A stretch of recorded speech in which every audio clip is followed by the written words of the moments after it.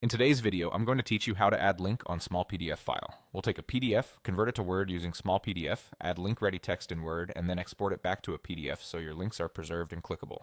Start by opening your browser and heading to smallpdf.com. It's a simple, free toolkit for common PDF tasks, and it works right in the browser. On the home page, click Log In. Signing in helps you access the tool smoothly and keeps your files organized during the process. On the login screen, choose Continue with Google, then select your Google account to proceed. Follow any prompts you see until you're back at Smallpdf and signed in. Next, locate and open the PDF to Word tool. This tool converts your PDF into an editable Word document so you can adjust the text you want to link. Upload your PDF file, then click Convert.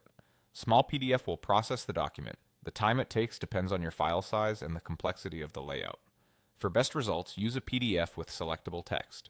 If your PDF is a scan, the converter may run optical character recognition to extract your text, but accuracy can vary. When the conversion finishes, click Download to save the Word document to your computer.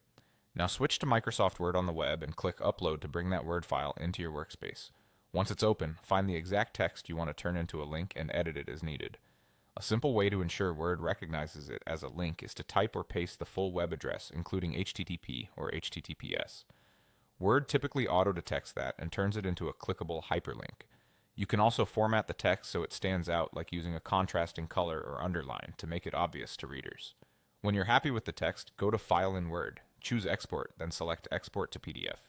This creates a fresh PDF that keeps your newly link-ready text intact. Most export settings will preserve live hyperlinks by default, so you don't need to tweak anything special.